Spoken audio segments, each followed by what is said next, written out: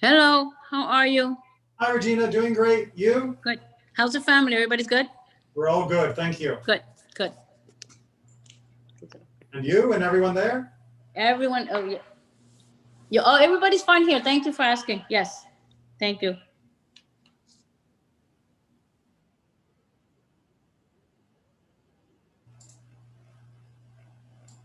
Okay, get that over there. Come back over here. And let's share the text.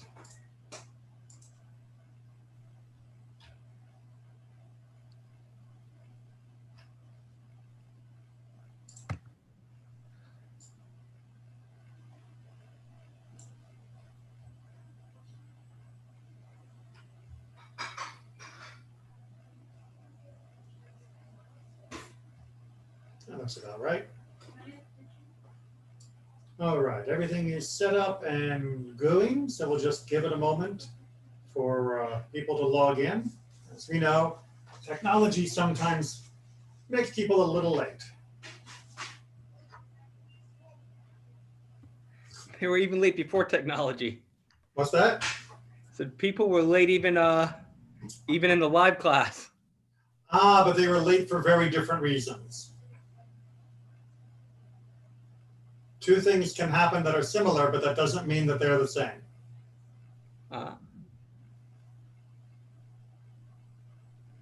And as Pirkei Avot tells us, we have to judge people bekaf zachut, on the side of merit.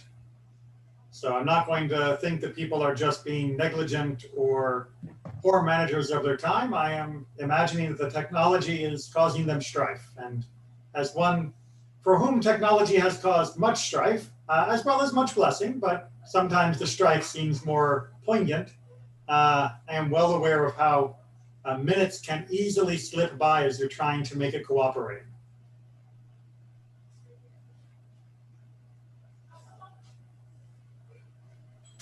And we've got a little time, whereas we're not in a rush. And it gives me a chance. Rabbi, I was reading more Hannah Mendez the other day. Mm-hmm. And when they were splitting up the assets, one of the things that they applied was the law of the land. They were trying to say the law of where they lived applied. They had 5 rabbis. I couldn't figure that out either. They had 5 rabbis adjudicating on the case. Because I thought it was usually 3 or 23. 3 is normal for most civil cases, but I'm sure in the case of her estate, there was probably potential for greater controversy. All right, yeah, but there was some. That's one of the things they considered is which law to apply. Is it the law of the land, or do you apply obviously from the Mishnah and Halacha? And another interesting thing is her husband left half the stuff to his brother, but then they said that was invalid under Halacha because you don't get to will your property away. It goes to your descendants.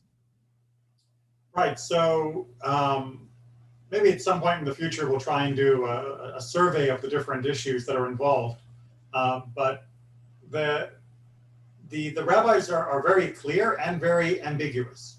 So they're very clear in the sense that if you are following halacha, when a person dies and you go to administer to their estate, that you must administer it according to halacha. However, if a person makes gifts prior to their death, those gifts can be just about anything. And although it may look very much like a will or a bequeath, that doesn't mean that it is. So there is some room for different interpretation, depending upon whether something is being classified as a pre-deceased statement of intent to give, or whether it is a post-deceased division of the property of the estate. Right. Yeah, this was definitely his will. That's why a lot of rabbis thought it didn't transfer. And then one was applying the law of the land, therefore it would transfer. Right. So you can't actually use a will to circumvent whatever the Torah has laid out for inheritance, but you can use pre-death devices to do so because the Torah doesn't tell you how to handle your money before you die. You're given much greater latitude there. What about the law of the land argument? So the law of the land usually is contingent upon the likelihood of the law of the land being enforced, and whether or not involving the secular authorities to enforce it will cause greater strife. So I don't know this case in particular, because I haven't studied her estate at all. But sometimes people would argue to follow the law of the land within rabbinic court in order to prevent somebody from going to the non-Jewish court where they might feel they could get a more favorable settlement. So that can sometimes cloud the issue as they're trying to create a resolution that will be as close as possible to halakha without running afoul of the local authorities or running afoul of people who might drag them in front of the local authorities.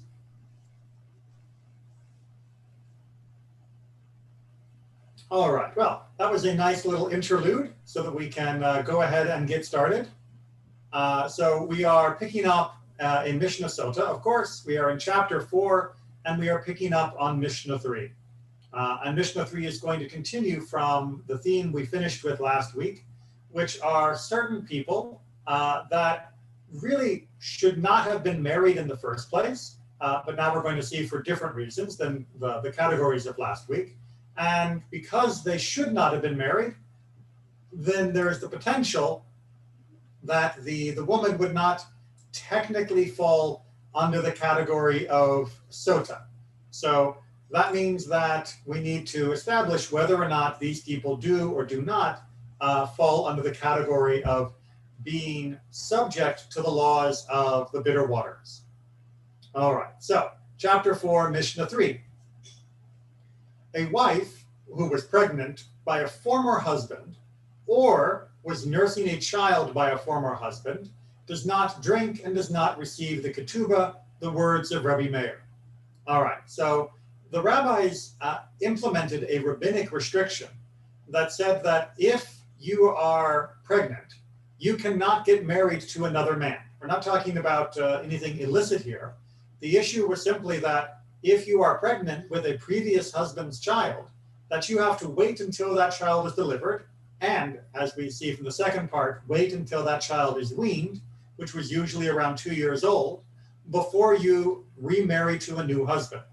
This was in order to ensure that the child of the first husband would have the best possible start, at least up to that age, after which the child would, in most cases, with the woman having been a widow and moving on, the child would then be taken by the husband, the deceased husband's family, and raised in that household. As the heir to the deceased husband, which the wife is not, the child would really belong, meaning in his place, would be more appropriate to be with his father, now deceased, in his father's household. And so the rabbis said, look, that's how we need to handle this, because if people are getting married while this window of possible conflict of interest, then this child may not be taken care of as best as possible. And it's not just a question of whether or not there would be deliberate neglect. They also argued biologically that the new husband is going to want his wife to get pregnant as soon as possible. That was often a desire in the ancient world, even if many people wait now. And that will mean that her the production of her milk might become jeopardized. There was a belief that if she were to resume her pregnancy, that it could cause an interruption in the lactation. And thus, if the child wasn't weaned, you would be diminishing what it would be receiving from the mother. So with that as a background, Rabbi Meir says, since they shouldn't have gotten married and were violating the rabbinic prohibition, therefore she does not fall under the category of a proper wife, and therefore she does not meet the criteria of being subject to the laws of Sotah. Everyone following that logic? Right? You shouldn't have married her in the first place, therefore you can't call her a proper wife with regards to Sotah. Now the marriage is still a marriage that stands, but it is not a marriage that is sufficient to trigger the category of wife with regards to Sotah. But the sages say he may separate her, meaning from himself, the second husband, and take her back after the period of 2 years. Right? So they say, no.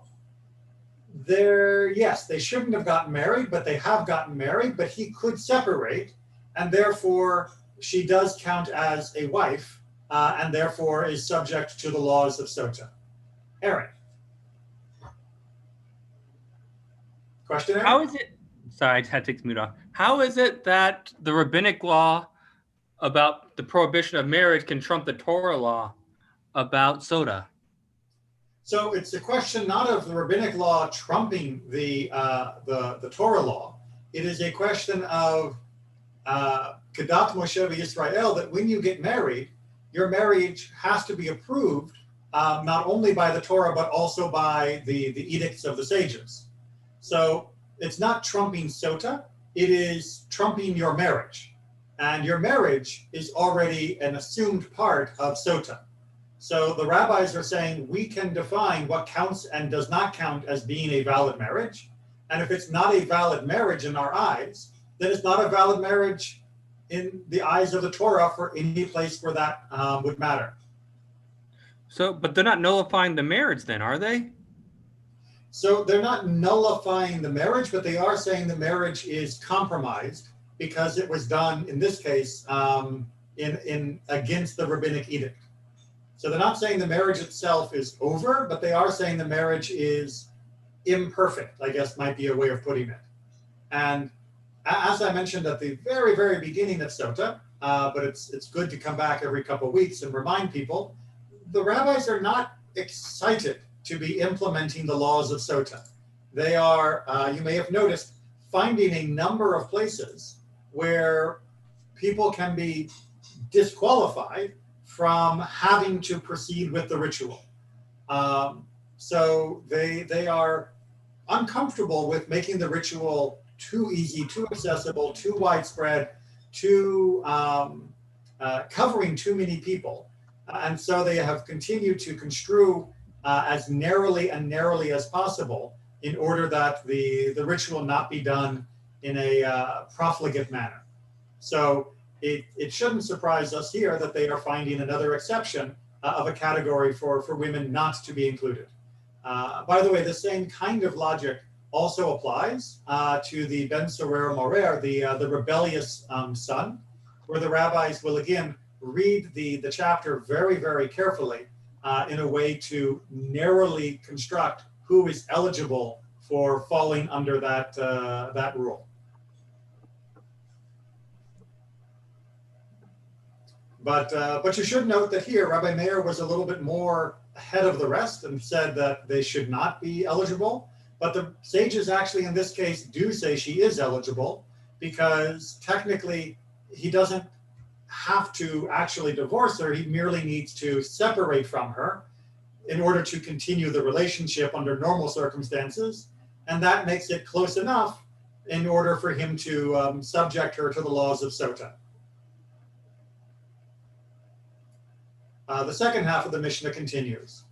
An Ilonit, that is to say, one who is incapable of giving birth, an old woman, meaning somebody who has gone through menopause and therefore can no longer conceive of a child, and one who is unfit to bear children.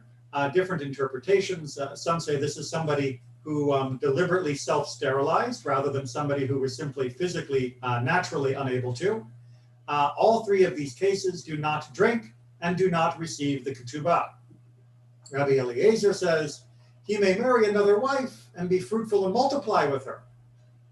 Now, what's the debate for the different women here who are infertile for one reason or another? So the issue is she really your wife if you cannot fulfill the mitzvah of being fruitful and multiplying with her? That's the issue that is at hand here in this next part of the Mishnah. And the sages are basically saying, for the purposes of Sotah, no, right? Yes, it is true that you are allowed to be married to these women, absolutely. But again, in a very narrow construction, they are reading the idea that Sotah is not only testing a, in quote, real wife, but also at the end of Sotah specifically says that she will conceive, meaning with her husband, after the ritual has been done, if she is innocent. Then if she will conceive, she needs to be conceivable. That is to say, she needs to have the potential to conceive to begin the ritual. And so it's not that it's saying that an infertile woman is not a legitimate wife. It is simply saying that because of the end effect of Sotah, requiring the potential for conception, these women cannot conceive and therefore cannot go through the ritual of Sotah. Rabbi Eliezer, on the other hand, says, yeah, but you could treat her just as a regular wife, even without this potential, because he can marry a second wife and use her for the purposes of being fruitful and multiply. As we've talked about in passing from time to time, the mitzvah of being fruitful and multiplying is incumbent upon the man, not upon the woman. So having a different wife would mean that it is perfectly legitimate for him to remain married to someone who cannot conceive. Of course, all of this is built upon the idea that he has not yet fulfilled the mitzvah, has not already had children. However, Rabbi Eliezer does not win this argument. Then we get a general statement, right? And all other women, meaning anyone not covered by the different categories we have talked about in Mishnahs 1, 2, and 3, all of them, they drink or do not receive their ketubah, right? If they refuse to drink, they can go without drinking, but they don't get their ketubah, or they have to drink if they wish to claim their innocence. All right, shall we move on to Mishnah 4? Not seeing any objections, so let's go down to Mishnah 4, where we are, moving a few bits of the chat boxes and all the other paraphernalia. Rabbi, I tried to go over what you read previously about that a woman pregnant by a previous husband and a woman nursing her child, right? They don't need to drink water, nor receive payment for their contract. Right, that's Rabbi Meir, right. No, before Rabbi Meir. Yeah, Rabbi Meir, yeah, correct. But if there's not a contradiction here, because if they say that you cannot drink, you can't clean your name, so of course you don't receive a marriage contract. So it's like you are cutting the one of the wings of the woman if she can't drink the water. Okay, so right, so there are a number of different resolutions to the Sotah issue, right? Remember, the husband has warned her, she has been witness secluding, and now we're having Sotah. So as we looked at in a number of different Mishnayot, there are a few options. One, she can proclaim her innocence, and they go to Jerusalem, and it happens like we have seen. Sacrifice, drinking, etc. And as you mentioned, she can clear her name or be found guilty by the water. That's sort of the boring version. But then you receive two other options. One, he does something that prevents her from going to Jerusalem. Either he refuses to make her drink or he sleeps with her. That were the Mishnayot, previous Mishnayot. Exactly. In which case, she doesn't drink and she receives her ketubah. But in cases where she is not going to drink, right, she refuses to drink, for example, then she doesn't drink and she doesn't receive her ketubah. Here in the last bit, we've seen that we are caught in these limbo worlds where there are marriages that probably shouldn't have been marriages. And what happens in those cases? And so, yes, in this particular case, you could argue that it prevents her from clearing her name and thus receiving her ketubah if they were going to get divorced after that, or clearing her name and remaining with him, right? But because the marriage was not a fully recognized one or a fully approved one, the marriage itself doesn't have legitimacy to allow her to drink. So the rabbis are not just worried about protecting her or protecting him, they're also worried about protecting the ritual. And they're saying that if the ritual wouldn't apply to you because you don't meet the very strict criteria that they are laying out, then you don't get to do it this way. Now, as for, doesn't this have a knock-on effect that she's being punished because, you know, her husband chose to marry her when he shouldn't, and she probably shouldn't as well? The answer is kind of yes, but also it's an effect of, as we keep coming back to, because of the way the rabbis instituted a witness warning and a witness seclusion to some degree, there is still grounds to say that something wrong has happened here. And thus she is allowed to be dismissed without a ketubah. So that doesn't mean we have to be happy about it. And as I've mentioned multiple times and will continue to mention, the rabbis were not happy with Sotah. They did not like the ritual at all. They thought that husbands that warned their wives or used this ritual were idiots, and that you must have been like overcome with a spirit of stupidity. So they are trying to make the best they can of navigating a ritual that they are not a fan of. I understand, Rabbi, about the rabbi trying to protect the social rules and laws. And if you marriage and you went against the good habit of the society, you know what? Okay, you did something incorrectly, it's your problem. Got it. Now, what about the old woman? A woman that is sterile or cannot bear children? Why they cannot receive a marriage contract or drink if it's old? What's the problem? So again, they do not fit the narrow criteria of being eligible for being part of the Sotah ritual. The ritual itself, by the way the rabbis read it, say that she has to be your wife, meaning could be your wife in every way, meaning fulfill the commandment to have children, and also be fit for the end of Sotah, which talks about the suspect wife conceiving with her husband. And since these women cannot fulfill that criteria, they are ineligible for the ritual.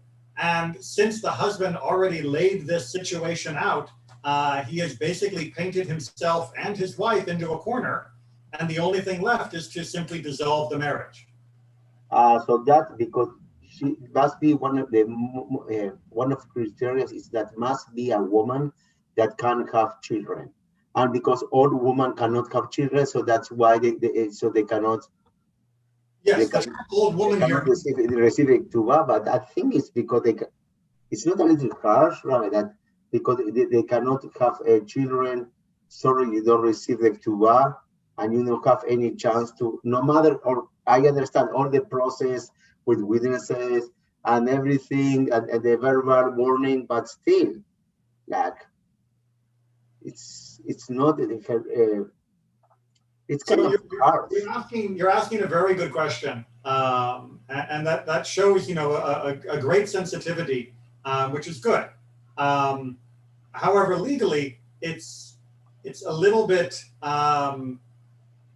loose, right? The rabbis are saying, look, we have the text of the Torah, and we know what the Torah demands, at least in their interpretation of it. If you do not meet the criteria for the test, then you cannot use the test. And if you have already been put in this position because of all the preliminary witnessing and everything we've talked about, and you can't use the test to get out of it, then I'm sorry, but the only thing left is to simply dismiss the person, the wife, without a ketubah. That's the position they have been painted into. It'd be the equivalent of saying, you know, the only way you can get into graduate school is to ride this roller coaster. But if somebody is under the height of being able to go on the roller coaster, then they can't. You can say, well, that's not fair. It's like, but if that is the test, that is the test. To make something a little bit, I'm trying to think of something a little bit more, something a bit more unambiguous. A topic that's come up a couple times in discussion with my colleagues about conversion is circumcision, brit milah. And of course, conversion requires brit milah, or if the person has already been circumcised, hatafat brit, taking of blood from that site. And the question comes up, well, what about a person who is a hemophiliac? Right? They cannot be circumcised without endangering themselves, but they want to become Jewish. They love Judaism, they've embraced Judaism, they've studied it, they're knowledgeable, they are ready to observe all the commandments, but they cannot go through the process of Brit Milah. They're simply physically unable to do so because it will be deadly to them. Do we say, okay, well, you're Jewish then, we'll take you to the mikvah and we're okay? Or do you say, I'm sorry, I wish you could, but you cannot meet this very essential element, this essential requirement of becoming Jewish. And if you can't meet that element, you can't meet that element. It's not a criticism of you. No, it just doesn't work. And that's how the rabbis are reading this. They're not saying that a woman that is infertile is somehow inferior. They're not saying that it's wrong of her to be infertile. They're saying if you don't fit the detailed requirements for going through this ceremony, then you don't meet the requirements of going through the ceremony. And if you can't do the ceremony, the only option left is an exit. You know, maybe I think that I can now express what is so frustrating for me here. Because the problem that I see is that you open the door for abuse. If you have a wife that cannot have children and you cannot support a second wife, that is most of the people, it's a very expensive a wife with a family and everything. Or you have an old wife that you say, I don't want to continue being with her, I prefer fresh meat, okay, or whatever, younger person. You know, the problem is that having this, you open the door for abuse. Because you know very well, it's true that you have all the process, but always you can manipulate the process. Okay, there's always a way to navigate the process if you know how to do it. And that's what bothers me, that there's a possibility for abuse against women that can get out of a marriage that is protection for her, and also without assent. So, just arbitrarily. So the rabbis were also worried about abuse, and they were worried about abuse in both directions of how women might abuse the system by claiming that the waters didn't test and that they would get away with adultery, and that men would use it against their wives, and that the men themselves would be adulterous, and thus, there would be problems because, you can't have adultery with only the woman committing it. And someone else has to be sleeping with her to make adultery possible. So eventually they shut this down. The rabbis will eventually prohibit the use of this ritual even before the temple itself was destroyed. Before? Wow. Yes, it is. We'll get to that later on in the Mishnah, and the Gemara has even more to talk about. But the rabbis shut this down eventually because of the problems in their society. So you're right. There is room for abuse, but every institution is open for abuse. Unfortunately, that simply is, once you have a set of rules, once you have tried to establish a certain set of guidelines and principles, then once those are on the table, somebody will work out how to game the system in certain instances to be able to abuse it. The idea is that if you create the right set of rules, then it becomes very narrow of when those abuses could happen. And if you create the right society, then you can find ways to prevent somebody from profiting from it. So in the case you mentioned of a man who tries to rig the system while it was still working to get rid of an old wife that he doesn't want anymore without having to pay the ketubah, yes, he might be able to get away with it under these circumstances.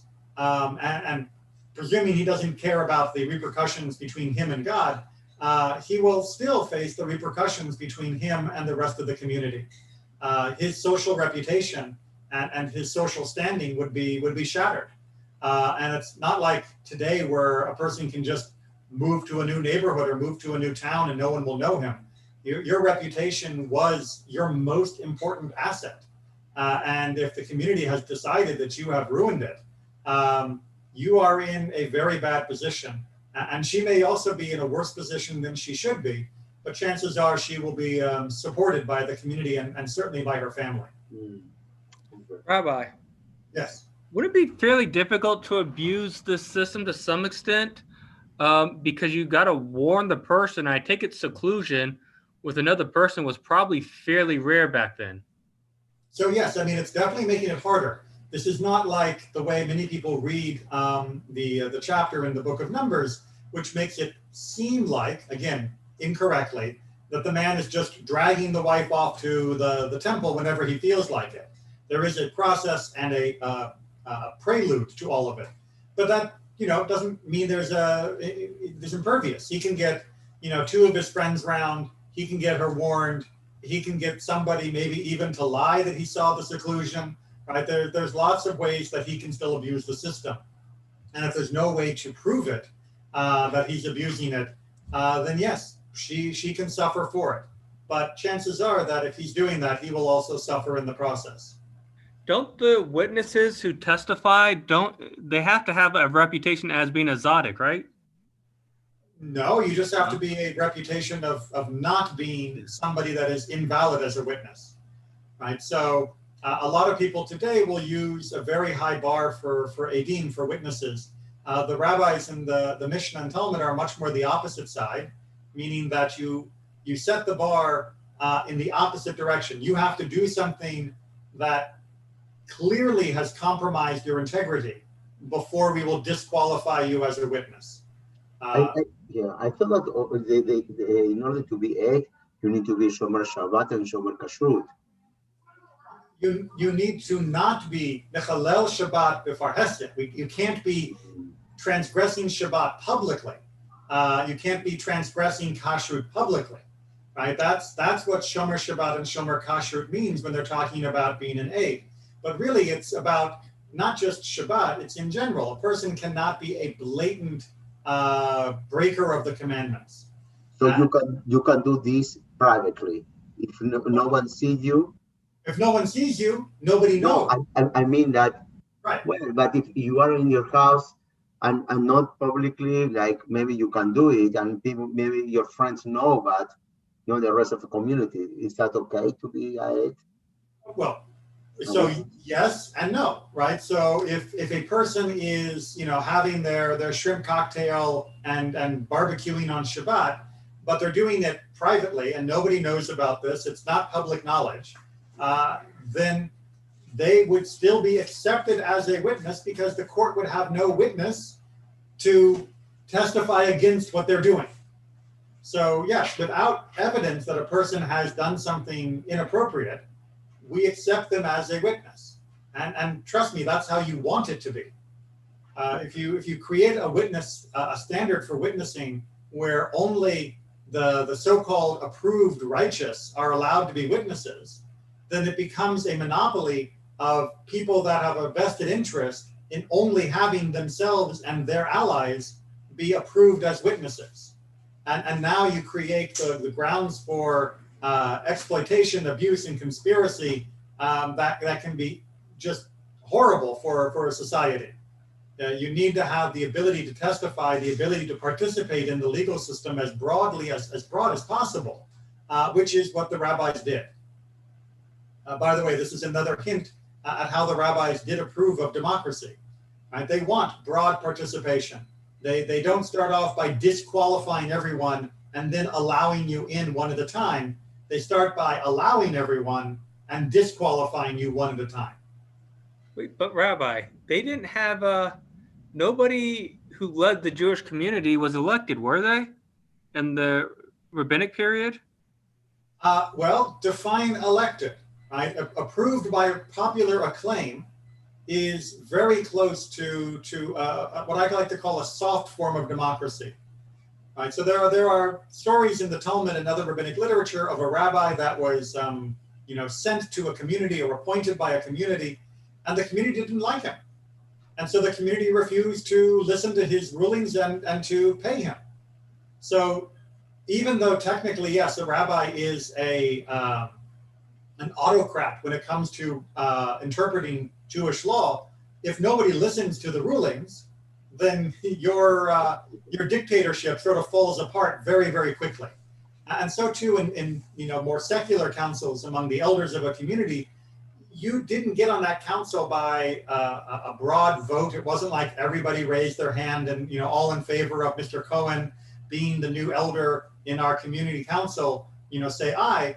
But if Mr. Cohen did not have broad support among the people, chances are he wouldn't be able to reach that position. Now, later on in Jewish history, especially from about the 16, 17, 1800, 1900s on, it did become common for communities to become a little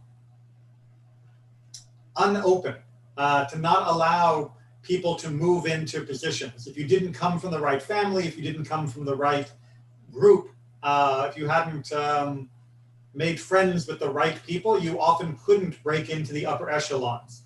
But earlier on, we have numerous stories of people who studied hard, who worked hard, who served their community in secular and religious capacities by the merit and by the acclaim and approval of the people. But even when it comes time for being a Shaliach Tzibor, you probably don't know this because I don't usually have time to discuss it on Shabbat, but one of the reasons why I mention explicitly that we are led in our Shacharit service by so-and-so and give the name of who's going to be our Shaliach Tzibor is because they have to have the approval of the congregation, right? If I tried to say we're going to be led by, Bernie Madoff, and everybody said, then guess what? Bernie Madoff does not get to lead Shacharit, right? Because the community refuses to accept him as their shaliach, as their agent, as their representative. So it's not a strict democracy. There are not formal protocols for handling votes and all of that. But there is an implied, with the consent of the governed, throughout most of Jewish practice for the last 2,000 years. But didn't the Sanhedrin promote their own judges from within? I mean, and they were really the ruling body. They were a ruling body, yes. But and didn't they pick their own judges and how to promote them and everything? They did, but the judges were brought up through multiple different academies and rival teachers, and yet through that whole process, they were able to come to a form of acclamation. But again, the Sanhedrin, especially once the Roman destruction had occurred, only had as much power as the people were willing to acknowledge for what it was proclaiming. If the Sanhedrin had said, everybody, let's go right, and everyone had ignored it, you would have not gone right. The Sanhedrin, it's also important to recognize that the rabbis are of two attitudes of this when they describe it in the Talmud and later writings. On the one hand, they absolutely acknowledge that basically they serve with the consent of the community. But on the other hand, they also lament that they only serve with the consent of the community. Sometimes the rabbis are a little frustrated by the communities. Other times they are acknowledging that this is simply the way that Torah and Judaism works. Numerous cases where they'll say that you cannot issue a decree that the community will not follow, and that you have to go out and look at how the people are behaving, that you don't get to just act like a dictator. But then, just out of curiosity, since they had so little power, I always wondered this. How did they have so much control of the temple? Well, exactly how much control Rabbinic Judaism had of the Sanhedrin and how much control the Sanhedrin had of the temple is open to historical debate. Within Rabbinic texts, yes, they say they did, but the opinion that the rabbis are portraying in those texts is that the general population, the majority of the Jews at large, supported Rabbinic Judaism in one form or another, and therefore that was what gave them their authority. That as much as the Romans were afraid of a Jewish revolt, the Jews were afraid of a Jewish revolt against themselves too. So the rabbis' power through the Sanhedrin and through the control of ritual, however much they did or didn't have, was really reliant upon the public will. they polled well, to use a term that is in modern and current usage. They seem to be getting wide support, and those that were in charge of the temple didn't dare go against them for fear of the crowd reacting negatively, to be polite. Remember, we talked about the great etrog throwing Shanda. All right, Mishnah 4, because we will do more than one Mishnah tonight. The wife of a priest. Okay, why are we talking about the wife of a priest before we go on to what's happening with her?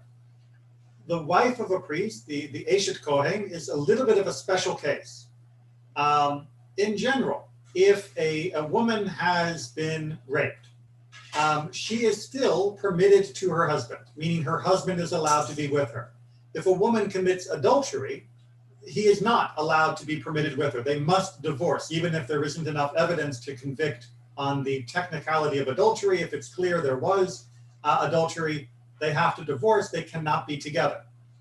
A Kohen, on the other hand, even if it is against his wife's will, even if she is raped, they are required to separate following her defilement. Remember the term that's often used for somebody to have been committing adultery or to have had sex with someone other than their husband. So, if that's the case, then what do we do with a wife for a Kohen? If she is suspected of adultery, then, I mean, how do we handle this? Right? I mean, if she was raped, we would be making her divorce her. If she is adulterated, we would make him divorce her. So why are we going through this process? What process do we go through? And the Mishnah answers, the wife of a priest drinks, and if she is found to be innocent, is permitted to her husband, right? That we go ahead and allow her to drink. Now remember, one of the stipulations back in the book of Bamidbar, the book of Numbers, is that the wife had not been forced, which opens up the possibility, excuse me, mosquito attacking me, which opens up the possibility that she was accosted, that she was raped. Now, in general, like I mentioned, the wife of a Kohen who is raped is not permitted to remain married to him. So if it turns out that she is innocent of adultery, but not, in quote, innocent of having been raped, you might think that we wouldn't bother going through the drinking process and that she would not be allowed to be restored to her husband. However, because she is his wife and because the Sotah ritual makes no distinction, she does go through the ritual like any other woman would go through the ritual. And if she comes out the other side having been proved to be innocent, which remember doesn't mean she didn't have sex, it just means it was not consensual, she is allowed to remain married and intimate with her husband afterwards. Also, the wife of a eunuch drinks, right? A saris. So a eunuch is a man that has been emasculated, right? Has had his masculinity removed, right? And the issue here is, what is his status vis-a-vis her? Is he really her husband? And can he be with her? Obviously, physically, he cannot, which might lend a lot of explanation of why she may have been looking for physical affection elsewhere. But in this case, it is still sufficient to meet the minimum criteria, and she is allowed to drink to prove her innocence. Through seclusion with all persons forbidden to her in marriage, wives are subjected to warning with the exception of a minor and one not human, meaning an animal. So basically this last line here is saying a husband can warn his wife to not be secluded with anyone that would normally be forbidden to be married with her, meaning even her own relatives, her own family. But he cannot give her a warning, at least not one that is considered valid, to not be alone with a minor or to not be alone with an animal. So he can't tell her, I don't want to hear you going alone with the goat, or I don't want to hear you going alone with your nephew, who's like 5 years old. He can say it, but it has no legal standing. What happens, for example, in more modern time, if the wife is a nurse and they need to go and help and house, they are sick and they are a minor? No, this isn't saying that she can't be alone with him. This is saying that he cannot force the Sotah ritual, even if she is alone after he has warned her. But yeah, so in general, in a modern situation, a woman that has a good reason to be alone with somebody, like you said, is a nurse, is some sort of other caregiver, that is usually not considered a problem. There are some communities that do have a notion of yichud, of being alone between men and women that would prohibit that. But by and large, most communities will recognize that if there is a legitimate reason, and if there is not an opportunity or reason for suspicion of intimacy, that a married woman and a man other than her husband can be alone.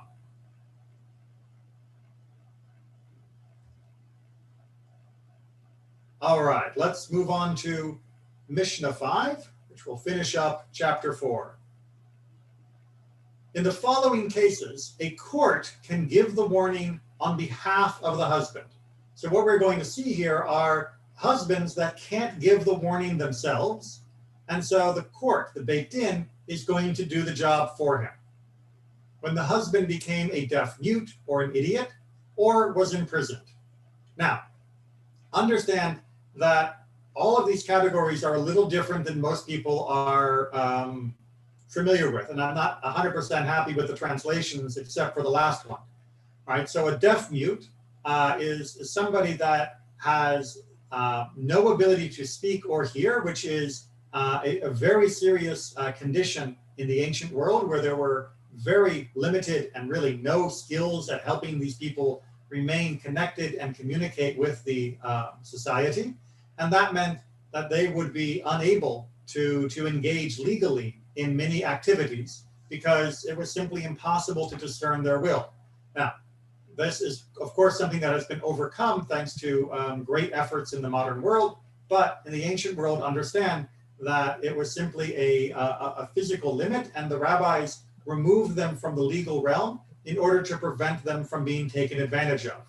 But since they are removed from the legal realm, the rabbis have to step in as the Beit Din if the wife of this man is abusing his status and abusing his disability to be fooling around. And so they can issue a warning on his behalf.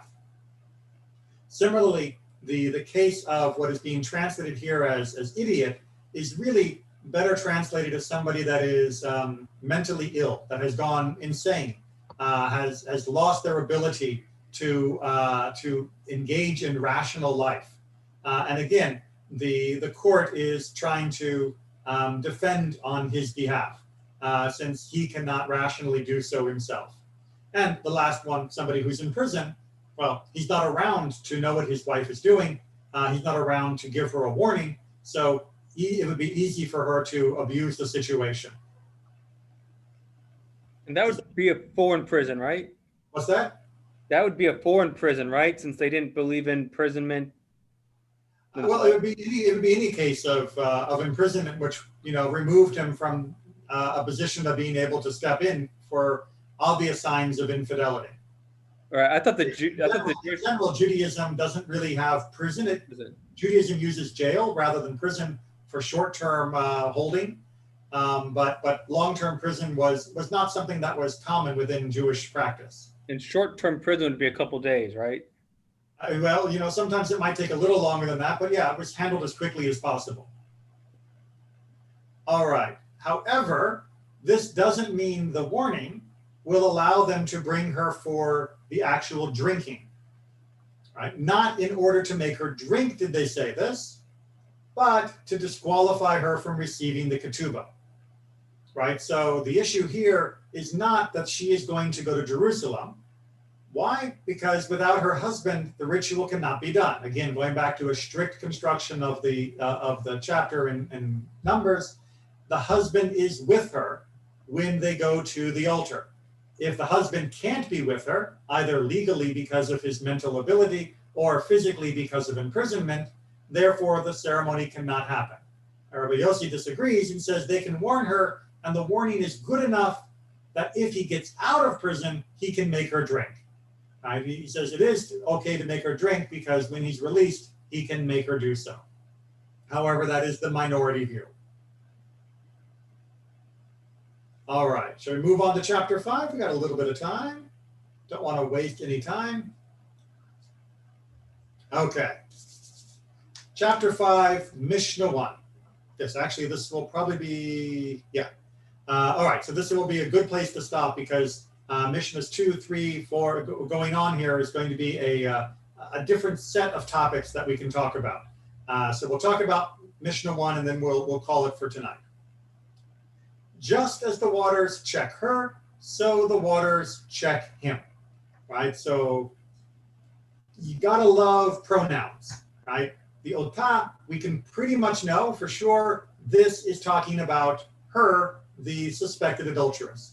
The Oto, on the other hand, we have to be a little bit more clever on. We have to figure out a little bit more. And the Oto is generally understood to mean that the rabbis are saying that just as the waters will affect her, the suspected adulteress, so too they will affect him, the suspected adulterer, meaning the man that was sleeping with her. Meaning that whatever happens to her will also happen to him. Because remember, it was a particular man that was warned about, it was a particular man that she was secluded with. As it says, and shall enter, right? Meaning from Numbers 5:22, just as she is prohibited to the husband, so she is prohibited to the lover, right? So because it says it enters and enters, we're getting a doubling, and we're getting just as she's not allowed to go back to her husband, so too when she goes free, she's not allowed to go to her husband, right? Because it says defiled and is defiled, right? That doubling of language. And these are the words of Rabbi Akiva, right? It applies for her, it applies for him. It applies for her, it applies for him. Rabbi Joshua said, thus Zechariah ben Hakatzav used to expound. Rabbi says twice in the portion, if, as Rabbi says, twice in the portion, if she is defiled, defiled. One referring to her being prohibited to her husband, and the other that she is, and the other to the paramour, right? So paramour is the fancy word for her lover, the one that she has had adultery with. I remember though coming up, it was very early in my Hebrew expansion knowledge and getting the echad lebaal ve'echad leboel phrasing was a little confusing when I first came across this Mishnah. But the Baal, of course, is the term for husband, and the Boel is the term that's being used for lover. But as you can see, both of them have a connotation of intimacy. Let's just, we'll leave it there delicately. But they are of very different standing in that regard with regards to her. So if she is found guilty by the waters, meaning if all of the things we described before happened to her because of drinking the water, so too that will happen to the lover. He will also be affected wherever he happens to be. And if she is innocent, he'll be innocent too. And just as it will clear her name, it will also clear his name. Because remember, we've been talking about the suspicion that has fallen on her, but there was a him in the incident. There was a him that she was warned about. There was a him that she was secluded with, and him probably has a cloud hanging over him in the community until this is resolved. What about if she doesn't drink though? Then he is. They are still disqualified from each other. Right, but his his name doesn't get cleared though, right? If he's married or something, that it wouldn't create a divorce or anything, right? No, and actually, we've got a few minutes left because we're going to finish here rather than start another longer section. One topic we haven't really gone into in depth, and which is rather sensitive and misleading, so I'm going to ask everyone to be patient in understanding this, is that adultery is again, technical definition in Jewish law. And in Jewish law, the definition of adultery is for a woman to engage in intimacy with someone not her husband. Make sure you understand that. The implication is if a man engages with someone not his wife, and assuming it's not someone else's wife, that technically does not qualify as adultery under Jewish law. Right? Again, it's not an honor. You are doing something wrong, and there are some major implications, but technically it is not going to trigger adultery. So scenario one, married woman has sex with a married man. They are both considered to have committed adultery. Scenario two, married woman has sex with single man. They are both considered to have committed adultery. Scenario three, married man has sex with married woman. They've committed adultery, right?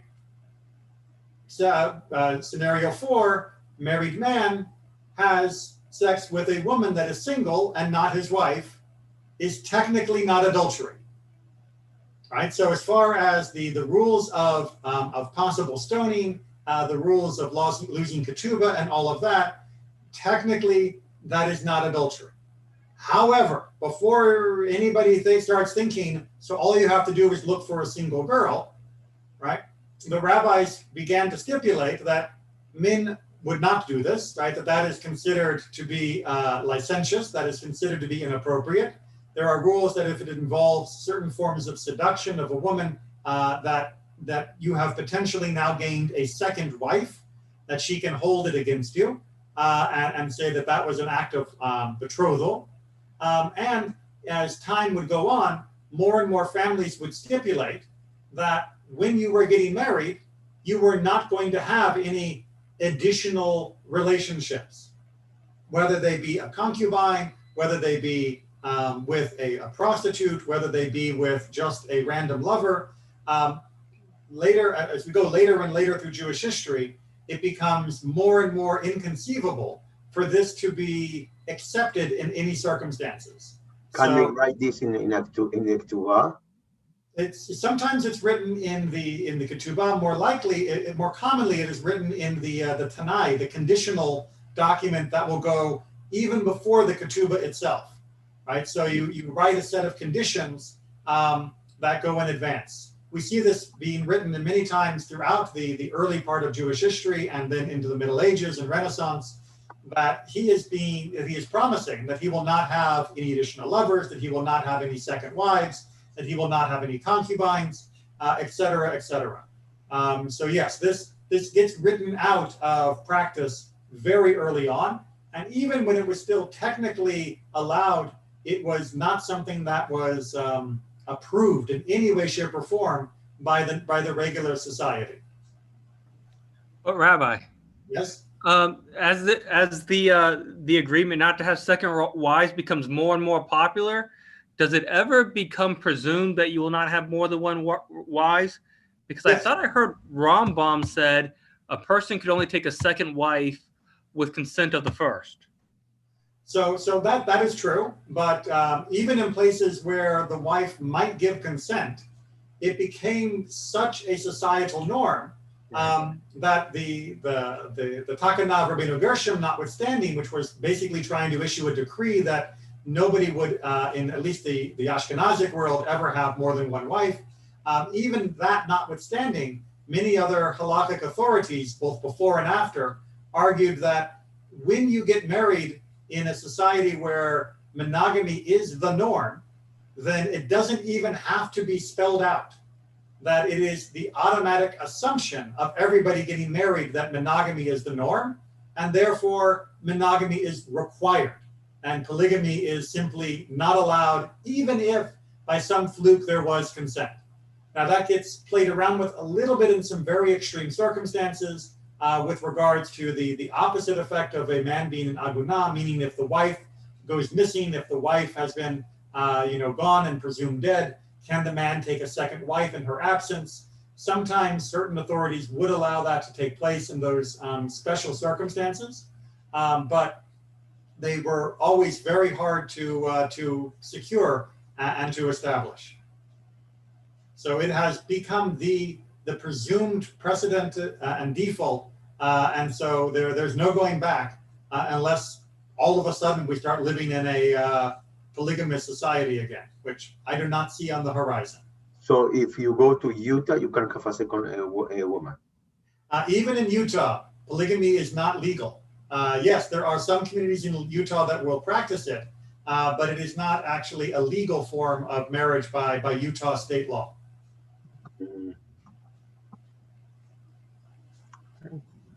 All right, so we will leave it there. Please take care of your significant others and make sure that you are treating them well, and that will always come back to you with a good reward. Take care, everyone.